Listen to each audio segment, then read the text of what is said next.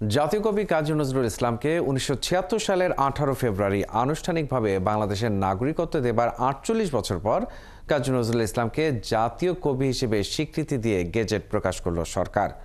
কবির প্রতি সম্মান প্রদর্শনের পর নজরুল গবেষক ও তার পরিবারের সদস্যরা বলছেন, নজরুলের জীবন দর্শন এদেশের মানুষের জীবন বোধে প্রয়োগ করার মাধ্যমেই এই স্বীকৃতি পূর্ণতা পাবে।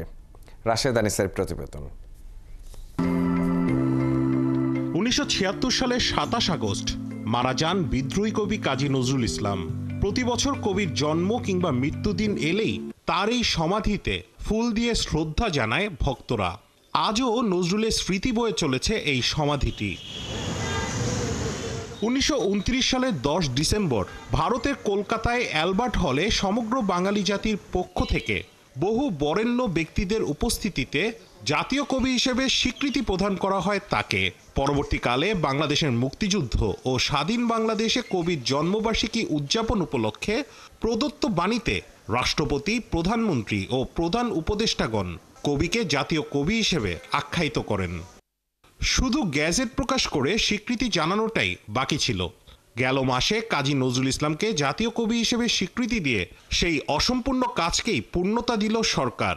জাতীয় কবির নাতনি অনিন্দিতা কাজী বলছেন, সরকারের এই সম্মান প্রদর্শন তখনই পরিপূর্ণতা পাবে কবির জীবন দর্শন যখন এদেশের মানুষ তাদের কাজে প্রয়োগ করবেন। বাংলাদেশের জাতীয় কবি কাজী নজরুল ইসলাম এই খবরটি সরকারি গেজেটে প্রকাশিত হওয়া অবশ্যই একটা গর্বের বিষয়। সবথেকে বড় কথা হলো বাংলাদেশের অগণিত মানুষজন, আপনারা আমার দাদুকে যে সম্মান, যে শ্রদ্ধা, যে ভালোবাসা দিয়েছেন তার জন্য আপনাদের কুর্নিশ করি।